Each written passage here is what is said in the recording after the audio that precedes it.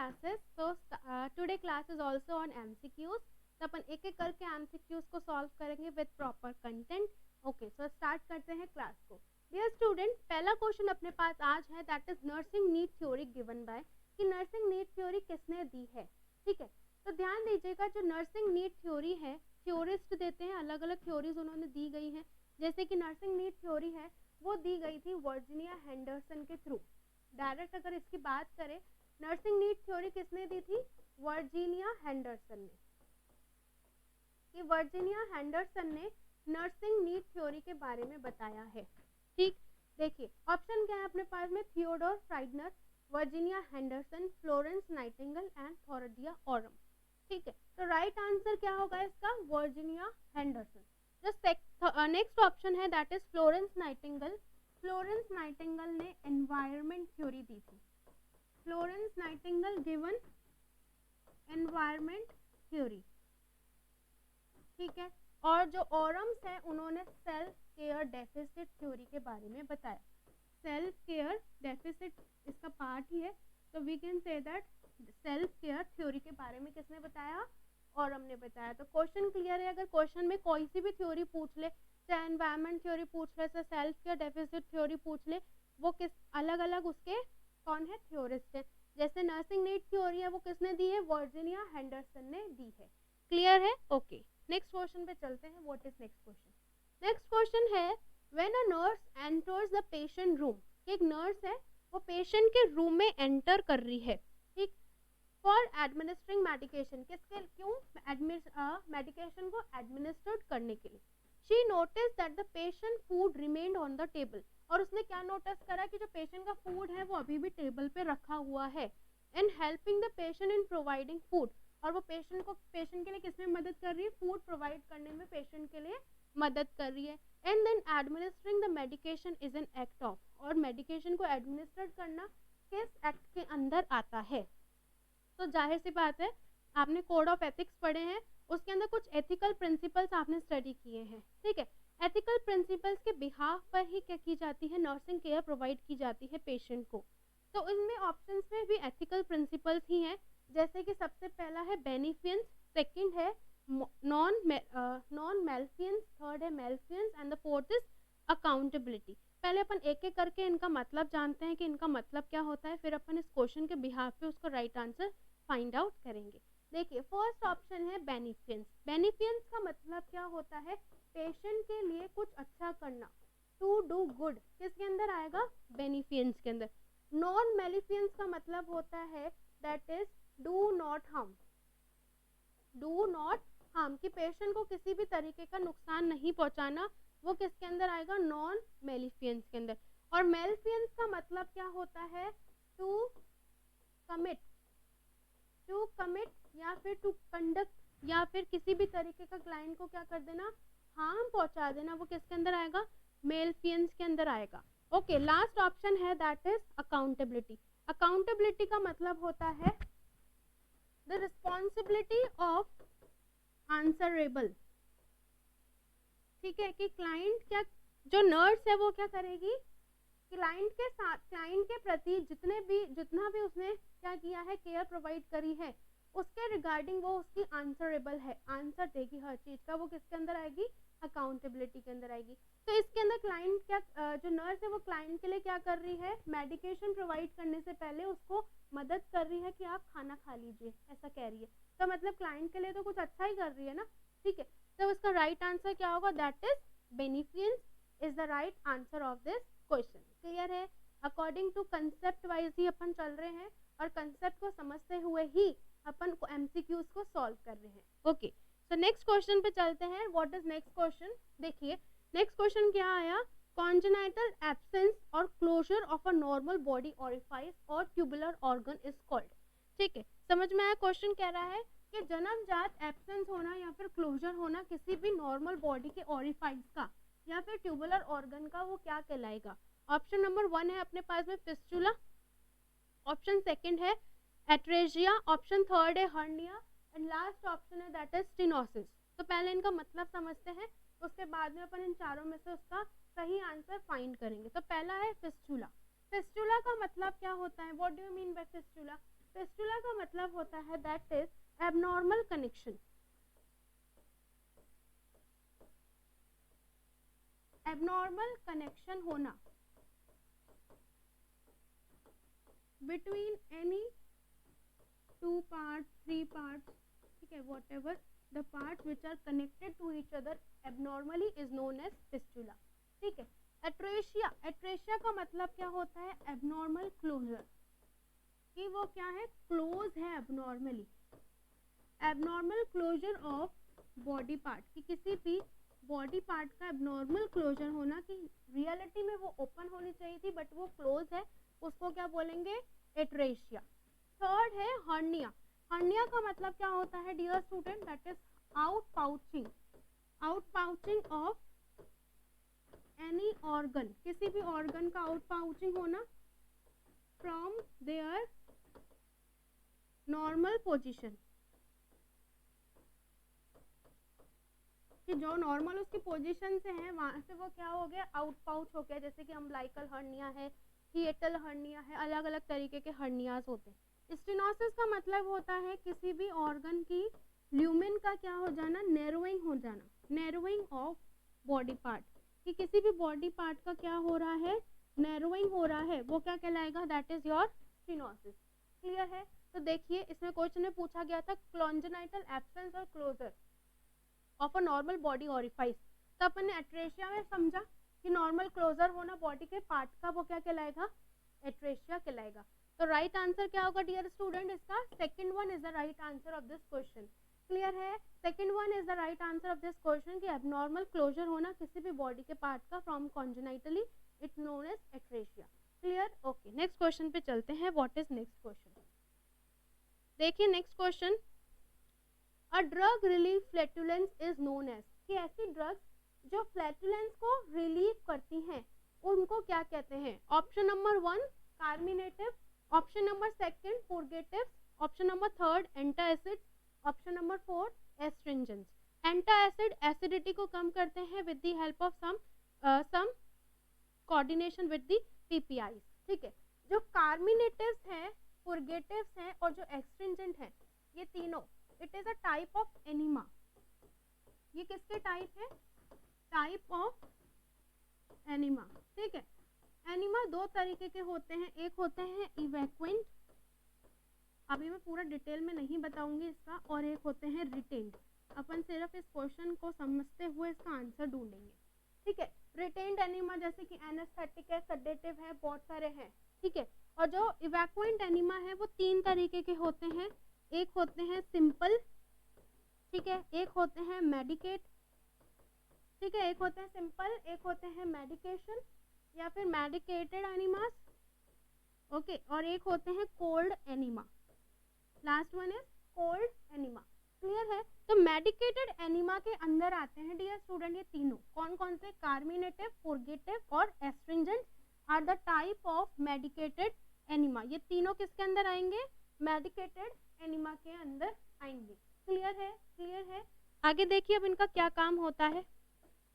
जो carminative enemas है, it used, ये किसमें मदद करते हैं, it use to relieve, it use to relieve gas retention, कि जो बॉडी के अंदर गैस रिटेंशन हो गया है उसको रिलीव करने के लिए कार्मिनेटिव यूज में लिया जाता है, और क्वेश्चन भी यही कह रहा है, तो राइट आंसर इसका क्या हो गया, कार्मिनेटिव। क्लियर है। जो पुर्गेटिव्स हैं, पुर्गेटिव्स किस लिए यूज में लिए जाते हैं, are use to induce, induce कराने के लिए क्या, पेरिस्टाल्सिस मूवमेंट, पेरिस्टाल्सिस मूवमेंट को इंड्यूस कराने के लिए कौन से यूज में लिए जाते हैं एनिमा, पुर्गेटिव एनिमा। इसका पी और इसका पी, इससे लर्न कर लेना, पुर्गेटिव एनिमा। क्लियर। एंटासिड्स अलग ही है। जो एस्ट्रिंजेंट्स हैं ये किस लिए यूज किए जाते हैं, टू रिड्यूस इन्फ्लेमेशन, कि बॉडी के अंदर किसी भी तरीके का इन्फ्लेमेशन हुआ है बोवल के अंदर, उसको रिड्यूस कराने के लिए क्या लिए जाते हैं, एस्ट्रिंजेंट्स एनिमा यूज में लिए जाते हैं। It also use to relieve, ये और भी यूज में लिए जाते हैं टू रिलीव एबनॉर्मल ब्लीडिंग, कि अगर बोवल में किसी भी तरीके की एबनॉर्मल ब्लीडिंग हो रही है, कहाँ पर, बोवल के अंदर, तो उसके अंदर कौन से एनिमा यूज में लेंगे, एस्ट्रिंजेंट एनिमा। कौन से enema, that is astringent. Clear है क्वेश्चन, ओके। तो राइट आंसर इसका क्या होगा, the right answer of this question is carminative enema which are used to relieve the flatulence, okay. Next question पे चलते हैं, व्हाट इज नेक्स्ट क्वेश्चन। देखिए next question आया, post operative period of respiratory complication can be prevented by. ध्यान दीजिए, जब भी कोई भी सर्जरी है, पोस्ट ऑपरेटिव पीरियड है, तब उसमें एनेस्थीसिया के इफेक्ट की वजह से बहुत सारे कॉम्प्लिकेशंस देखने को मिल सकते हैं पेशेंट के अंदर। जैसे कि सबसे पहला कॉम्प्लिकेशन देखने को मिलता है रेस्पिरेटरी डिप्रेशन, ठीक है, कि जो आपका नॉर्मल रेस्पिरेशन था वो इतनी जल्दी से कॉप अप नहीं हो पाता आफ्टर एनेस्थीसिया। तो there are some precautions which are taken by the physician and as well as by the nurses to maintain the normal life of the patient, ठीक है। तो इसके अंदर क्वेश्चन क्या बोला गया, इसमें बोला गया post operative period respiratory complication can be prevented bye, कि रेस्पिरेटरी कॉम्प्लिकेशन को प्रिवेंट करना है पोस्ट ऑपरेटिवली। तो इसमें से कौन सा नर्स क्या करेगी, ध्यान में रखेगी। पहला ऑप्शन है डीप ब्रीथिंग, सेकंड है कफिंग एक्सरसाइज, थर्ड है इंसेंटिव स्पायरोमीटर एंड फोर्थ है ऑल ऑफ द अबव। तो ध्यान दीजिएगा स्टूडेंट्स, रेस्पिरेटरी कॉम्प्लिकेशन को प्रिवेंट करने हैं तो एयरवे को क्या करना है, बूस्ट अप करना है। एयरवे का क्या करना है, बूस्ट अप करना है। मतलब इसको क्या करना है, इसको सब तरीके की टेक्निक्स प्रोवाइड करनी है आपके बॉडी के अंदर रेस्पिरेटरी सिस्टम को, जिससे आपका रेस्पिरेटरी सिस्टम एक नॉर्मल होम्योस्टेसिस के अंदर आ जाए। तो इसके लिए जो नर्स है या जो फिजिशियन है वो क्या क्या करता है, ध्यान दीजिए। वो डीप ब्रीथ के लिए भी बोलता है क्लाइंट को, कफिंग एक्सरसाइज के लिए भी बोलते हैं, ठीक है, as well as incentive spirometer भी दिया जाता है, ये तो देखने को ही मिलता है, और डीप ब्रीथिंग भी साथ के साथ देखने को मिलती है, और कफिंग एक्सरसाइज कि बॉडी के अंदर जो सर्जरी के थ्रू एबनॉर्मल कफ जम गया है, ठीक है, या फिर जो डिजीज कंडीशन के थ्रू, अकॉर्डिंग टू डिजीज के थ्रू कोई भी कफ जम गया है, तो coughing exercise, deep breathing exercise and incentives spirometers करने को बोलेंगे। तो राइट आंसर क्या होगा इस क्वेश्चन का, all of the above is the right answer of this question. Clear है कि ऑल ऑफ द अबव क्या होगा, इसका राइट आंसर होगा। क्लियर कि राइट आंसर क्या होगा इसका, all of the above. Okay, next question की तरफ चलते हैं, what is next question. Next question आया माइलोग्राफी इज, ठीक है, ये क्वेश्चन आपका एम्स ये क्वेश्चन आया था एम्स रायपुर में। This is question from AIIMS Raipur. माइलोग्राफी का पूछा था कि माइलोग्राफी क्या होती है। तो ध्यान दीजिएगा, 3 टर्मिनोलॉजी होती है, एक होती है मायो, एक होती है माइको, और एक होती है that is your Milo.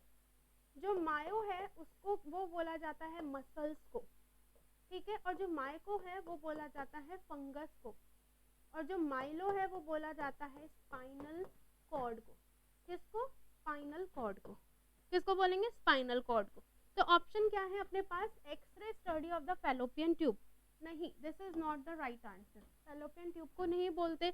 Milo किसको बोल रहे हैं, माइलो किसको बोल रहे हैं, स्पाइनल कॉर्ड को। स्पाइनल कॉर्ड को, और उसकी क्या करना, ग्राफिकल स्टडी करना। कैसे स्टडी, या we can say that study करना, ठीक है, इन शॉर्ट। क्लियर है। नेक्स्ट है radiographic examination of the spinal cord. Radiographic examination of the spinal cord, yes, spinal cord की स्टडी इसके अंदर करेंगे, इसको एक साइड में रख लेते हैं। थर्ड है radiographic study of biliary system, जहाँ पे किसी भी तरीके का लिवर की स्टडी नहीं हो रही, बिलियरी सिस्टम की स्टडी नहीं हो रही है, ठीक है, और recording of electrical activity of the skeletal muscle. यहाँ पे मायो तो आया ही नहीं, ठीक है, क्या आया है, माइलो आया है। तो राइट आंसर क्या होगा, the second one is the right answer of this question. Clear है, it is one of the most important question for your upcoming examinations. So dear students, please attentive कि क्या है, Milo क्या है, radiographic examination किसका है, spinal cord का है। क्लियर हुआ। नेक्स्ट क्वेश्चन पे चलते हैं, व्हाट इज नेक्स्ट क्वेश्चन, ठीक है। नेक्स्ट क्वेश्चन है length of catheter need to be inserted into the stoma. Stoma किसको बोलते हैं? बॉडी के अंदर कोई भी ओपनिंग करना is known as stoma, that is colostomy. Colostomy के अंदर एक स्टोमा करते हैं, ठीक है। तो इसमें क्या बोला, length of catheter need to be inserted into the stoma while performing colostomy irrigation. What is colostomy irrigation? The process of cleaning the colon is known as colostomy irrigation. Clear? तो colostomy irrigation perform करते समय कितना length of catheter insert करेंगे, ये question है। Option है 5 centimetre, option number 2 10 centimetre, option number 3 35 centimetre and option number 4 that is 45 centimetre. तो हमेशा ध्यान रखिएगा जब भी कोलोस्टोमी कर रहे हैं, कोलोस्टोमी इरिगेशन कर रहे हैं, क्या कर रहे हैं आफ्टर कोलोस्टोमी, कोलोस्टोमी इरिगेशन जो प्रोवाइड करा जा रहा है, ठीक है।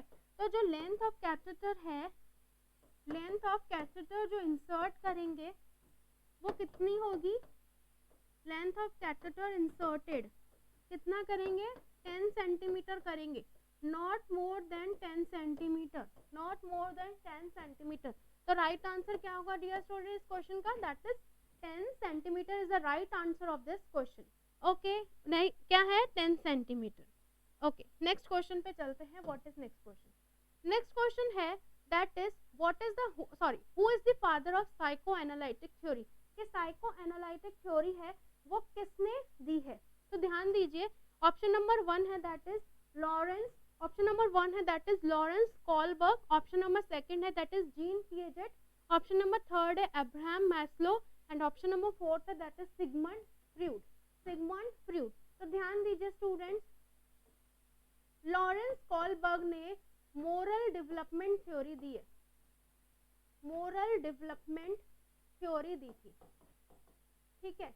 और जो जीन पिएजेट है उन्होंने कॉग्निटिव डेवलपमेंट थ्योरी दी थी, कॉग्निटिव थ्योरी दी थी, ठीक है। अब्राहम मास्लो ने hierarchy basic physiological need theory दी है, बेसिक फिजियोलॉजिकल नीड थ्योरी दी थी, ठीक है। और जो सिगमंड फ्रूड है इन्होंने साइको एनालिटिकल थ्योरी दी है, साइको एनालिटिकल थ्योरी। क्लियर है? तो राइट आंसर क्या होगा, राइट आंसर क्या होगा इस क्वेश्चन का, the fourth one is the right answer of this question. ऐसे ही एक एरिक्सन है, extra point for this question, कि एरिक्सन ने कौन सी दी थी थ्योरी दी थी, that is psychosocial theory दी थी, that is psychosocial theory given by Erikson, ठीक है। क्लियर है कि किसी भी थ्योरी से रिगार्डिंग अगर इनसे क्वेश्चन आता है तो आप इजीली अटेम्प्ट कर सकते हो कि एरिक्सन ने कौन सी थ्योरी दी, साइको सोशल। अब ऐसे साइको एनालिटिक किसने दी है, सिगमंड फ्रूड ने। अब्राहम मैस्लो ने फिजियोलॉजिकल वो पिरामिड जो बताया था, फिजियोलॉजिकल बेसिक नीड वाला हिरार्की पैटर्न, और जीन पिएजेट ने कॉग्निटिव, और जो मोरल डेवलपमेंट थ्योरी है वो लॉरेंस कॉलबर्ग ने दी है। क्लियर है? ओके, नेक्स्ट क्वेश्चन पे चलते हैं। What is next question? Next question है when a patient experience difficulty in breathing, कि जो पेशेंट है उसको क्या हो रहा है, ब्रीथिंग में डिफिकल्टी हो रही है, the most appropriate position to place him his is, ठीक है। कि कोई भी है, चाहे मेल है चाहे फीमेल है, उसको कौन सी पोजीशन देंगे जब भी पेशेंट को क्या हो रहा है, डिफिकल्टी इन ब्रीथिंग हो रही है। Option number 1 lateral position, option number 2 Fowler's position, option number 3 dorsal recumbent position, option number 4 that is Sims position. तो ध्यान दीजिएगा कि जब भी रेस्पिरेटरी प्रॉब्लम से रिगार्डिंग कोई भी क्या होती है, डिफिकल्टी होती है, तो उसको कौन सी पोजीशन देते हैं, फाउलर्स पोजीशन दी जाती है, ठीक है। हमने पोजीशंस पढ़ी हैं डिफरेंट डिफरेंट, तो फाउलर पोजीशन किस में देंगे, in the respiratory difficulty Fowler position दिए जाएंगे। और फाउलर पोजीशन और भी बहुत सारी कंडीशंस में देते हैं, लेकिन इस क्वेश्चन का राइट आंसर क्या होगा, that is Fowler position, Fowler position. Okay, next question में मूव ऑन करते हैं। What is next question? तो देखिए नेक्स्ट क्वेश्चन क्या आया, in barium swallow the type of barium are used is barium sulphate, barium मेटस बाइसल्फेट, बेरियम ब्रोमाइड या barium citrate. तो देखिए बेरियम क्या है, एक तरीके का मेटल है जो एक्सरे की रेस के साथ में बाइंड हो जाता है और आपकी बॉडी के अंदर जो एक्सरे शो होता है उसमें वाइट कलर का दिखता है, वो वाइट कलर का दिखता है, एक चौकी वाइट अपीयरेंस आपके एक्सरे में दिखती है, ठीक है। तो जो बेरियम है वो आपकी बॉडी में कौन से तरीके का बेरियम दिया जाता है, तो स्टूडेंट्स हमेशा ध्यान रखिएगा, बॉडी के अंदर बेरियम सल्फेट नाम का बेरियम देते हैं, बेरियम सल्फेट दिया जाता है, barium bisulphate, barium bromide and barium citrate, ये तीनों के तीनों हैवी मेटल हैं, दीज आर हैवी मेटल्स, ठीक है। जो बॉडी के लिए क्या है, बॉडी के लिए क्या है, टॉक्सिन्स हैं, टॉक्सिक का काम करते हैं, टॉक्सिन्स हैं, टॉक्सिन्स क्या होते हैं मैं लास्ट क्लास में बता चुकी हूँ, ठीक है। तो कौन सा बेरियम देंगे, दैट इज बेरियम सल्फेट दिया जाएगा, बेरियम सल्फेट दिया जाएगा, क्लियर है कि कौन सा बेरियम देंगे, दैट इज बेरियम सल्फेट, ठीक है। तो इसी तरीके से अपन आगे कंटिन्यू रखेंगे क्लासेस में, एंड डियर स्टूडेंट्स आप इसी तरीके से हमारे साथ बने रहिए, और एमसीक्यूज के जितनी ज़्यादा आप प्रैक्टिस कर सकते हैं उतनी ज़्यादा करिए, और जल्दी से आप नर्सिंग ऑफिसर की लिस्ट में अपना रोल नंबर, अपना नाम देखिए। तो dear students, thank you so much for watching this class.